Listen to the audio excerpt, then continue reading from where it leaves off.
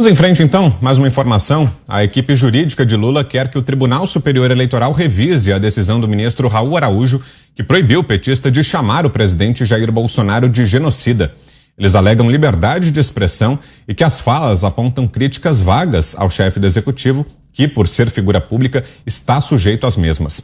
No entanto, no entendimento de Raul Araújo, a manifestação, além de extemporânea, seria uma ofensa à honra de Bolsonaro. O ministro do TSE afirmou que os participantes do processo eleitoral devem orientar suas condutas de forma a evitar discursos de ódio e discriminatório, bem como a propagação de mensagens falsas ou que possam caracterizar calúnia, injúria ou difamação. Augusto. Eu dou sempre o mesmo exemplo, né? Quer dizer, o Bolsonaro teria matado milhares de pessoas porque o exemplo dele foi seguido. Ele matou os próprios eleitores, porque eu não imagino que alguém que vá votar no Lula tenha seguido o exemplo do Bolsonaro. Daí a chamada de genocídio é um pequeno passo, completamente enlouquecido. Em nenhum país do mundo, e houve vários chefes de Estado que agiram da mesma maneira. Sabe, na Suécia, por exemplo, foi assim, ninguém foi acusado de genocídio nem nada. Agora o Lula não gosta de ser chamado pelo que ele é. Ele foi condenado por 9 juízes por ladroagem e lavagem de dinheiro. Não foi absolvido e se diz absolvido. Isso não é fake news. Eu acho que quando alguém se mete a dono da verdade, né, se considera capaz de distinguir verdade e mentira, o bem e o mal, isso aí já é uma forma de loucura aí que se cura com camisa de força. É isso. Ana. Olha, é o desrespeito histórico quando tentam colocar esse tipo de palavra contra o presidente Bolsonaro ou contra qualquer pessoa, contra o presidente Donald Trump ou algum político que você não gosta ou algum cidadão que você não goste. O desrespeito histórico às vítimas de regimes implementados por verdadeiros genocidas é inacreditável, né? Nós tivemos, por exemplo, aí senadoras aqui no Brasil, outros políticos também que foram ao Twitter quando foi aniversário de Lenin, fazendo postagens. A discussão da ofensa a fascismo, né? Fascismo ou fascista, chamar alguém de fascista, virou... serve para tudo, né? Serve para alguém que é de esquerda para atacar alguém de direita, alguém que é de direita para atacar alguém de esquerda.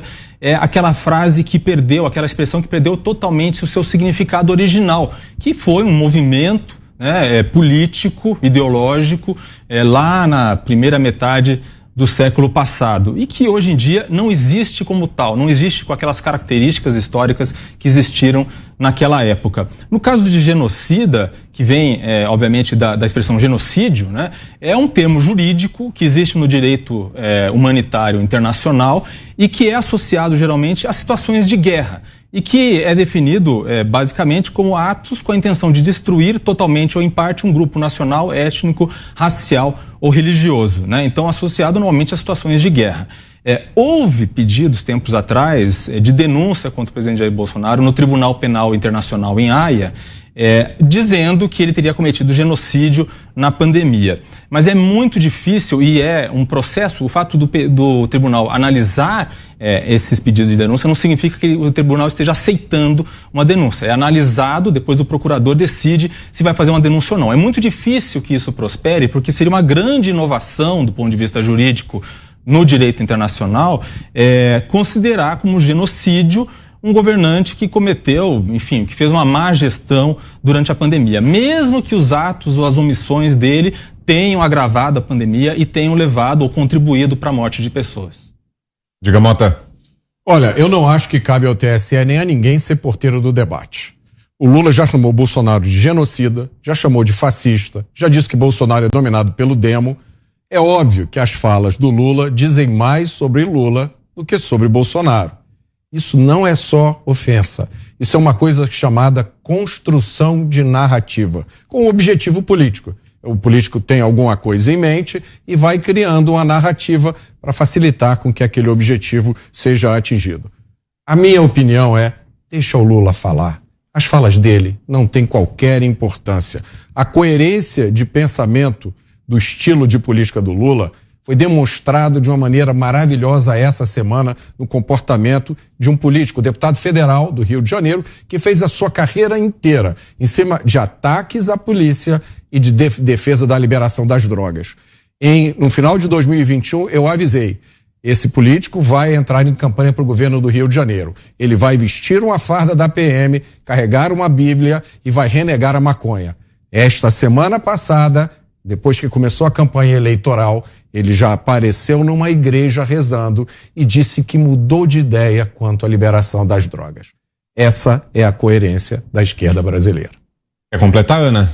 Sim, Vitor, tem um outro ponto aí nesse jogo, nesse caminho, que é exatamente você desumanizar o seu oponente para que aí qualquer coisa seja possível.